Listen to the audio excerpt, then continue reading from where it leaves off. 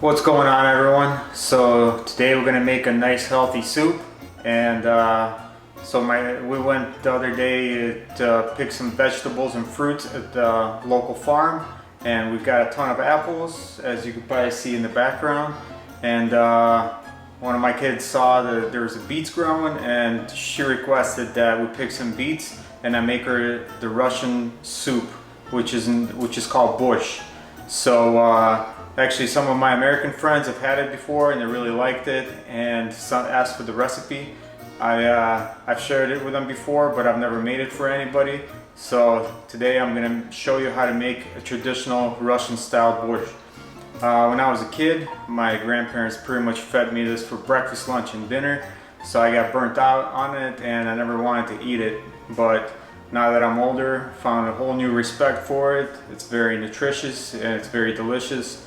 All these ingredients are healthy for you, and you're making this from scratch. So another thing I'll mention is the beef that I use is I usually get it from a farm, and right here this guy is awesome, and I'm lucky to find him at my sister actually found him at a farmer's market, and this guy's been delivering meat to my house for the last few years, and have been satisfied, or more than satisfied, with the grass-fed beef and chicken, turkeys, whatever we want to order. And so, as you'll see in the video, I made my own bone broth from the same farm, a big chunk of bone, and for the sake of time, as you'll see, I threw that in a crock pot in the morning and just let it simmer, and this way I'll just throw it all in the pot. It'll be a lot faster process, especially if you're short on time like we all are. So just to eliminate that one step, just make the bone broth ahead of time. Or if you don't have any time at all and you want to make one quick soup, just buy the broth at the store, just dump it in, pre-cook everything, and have everything pre-cut and just dump it all in. So I hope you all are enjoying the content. Please subscribe, like, and share it with your friends. We're trying to grow this channel.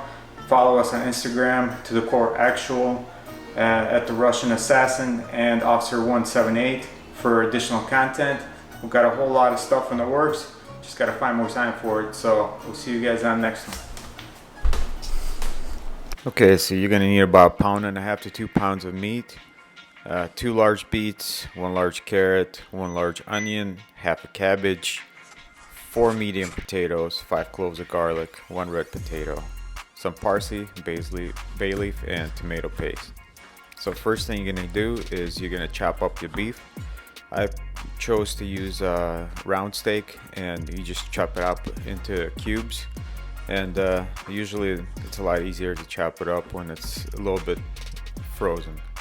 So I just prepare everything ahead of time, and then I cook it all together. This way it'll save you time down the road. So then you take your beets and you chop them up into small cubes. It's up to you. You can shred them. Some people prefer the vegetables in a smaller texture, but I prefer them in the cube shape. And you know how some kids are, they prefer certain shapes in their food. So my kids like the cubes. So then you chop up the carrots. Also, you just chop them up into the cube shape. If you prefer, you could shred them as well. And then you take your onions and you chop them up nice and fine. And some of the tricks I learned over the years how to chop them up is you just slice it diagonally and then horizontally.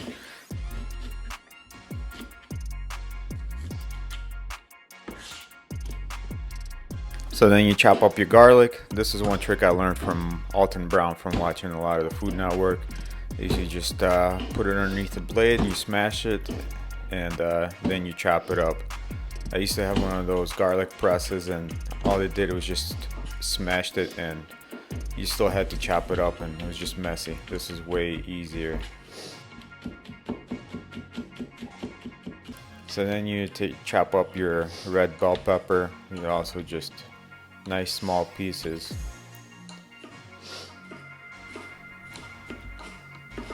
Yeah, a lot of this stuff is just I learned over the years by watching tons of Good Eats episode. Alton Brown is like my cooking hero. So then you take your grapeseed oil, and I use the Dutch oven right here. As you can see, it's one of those coated cast iron Dutch ovens. Works perfect for this because you're gonna have to sear the meat on it. So you just heat the oil in it, and then you dump all your beef in there. You can also use chicken as well, but usually I just go with the beef for this recipe. And then you'll add some salt on it. I don't usually measure my spices, I just eyeball it. It's just from years of practice. And I would say that's probably half a tablespoon of sea salt and then about a teaspoon of freshly ground black pepper. I'm gonna put all the ingredients list into the description on the bottom if you want to write all this down later. So you just sear all the meat on both sides when it all turns brown. You remove it from your pot. So once you remove all the beef from the pot, you put the garlic and the chopped onion in there, and you cook it using whatever the oils and the fats that were from the beef. And you just cook it until it turns golden brown. You just make sure you stir it constantly so you're not burning it.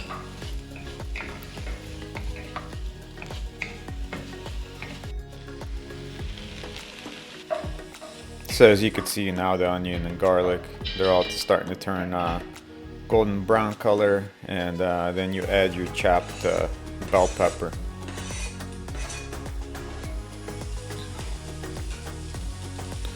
And then you'll add your chopped carrots and your beets. It made it a lot easier by chopping all this ahead of time. That's what I usually do. And this way I can just throw it all in as I go. So you just gotta make sure you're constantly stirring this stuff, so because you don't want any burnt garlic or burnt onion when you're doing this.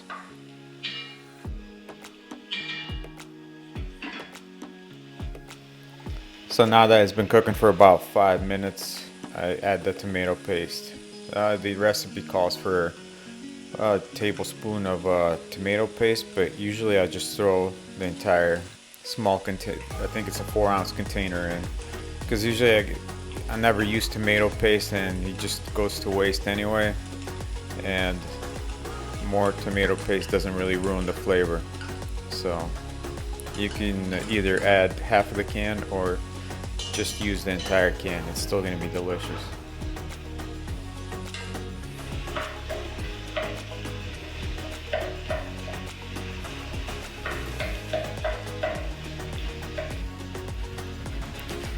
So while everything is still cooking, you gotta chop up your cabbage. So you need a half a head of a cabbage. So you gotta cut out the centerpiece, because that piece is pretty hard and actually tastes bitter. And then you just quarter it and chop it up into the long pieces like this.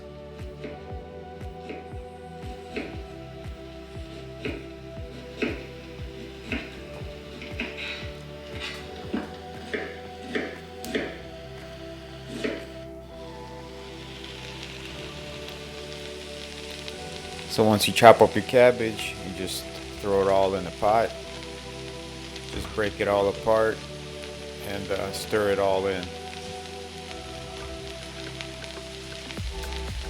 You can also use green cabbage, but I just like the purple cabbage just for the color.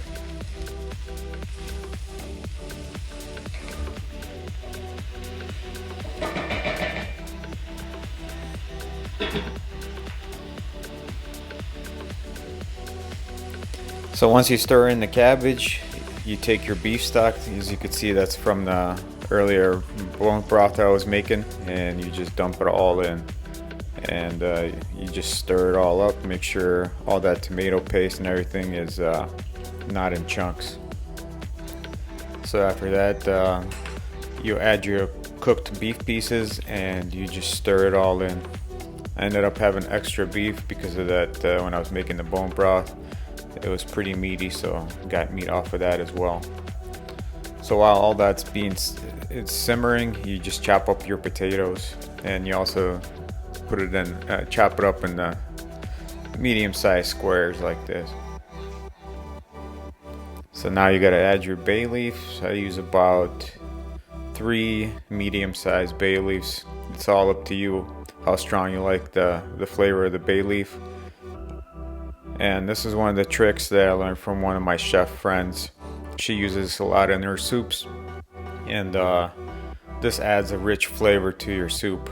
And it doesn't require you to add too much salt to it. As you can see, I added about 1 large tablespoon of it, and then I added more water, and now I add some about a tablespoon of vinegar.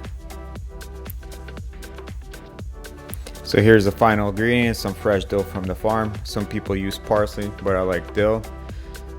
And I hope you guys enjoyed this video. Please subscribe, like, and share with your friends. Follow us on Instagram to the Core Actual, the Russian Assassin, and Officer 178 for additional content.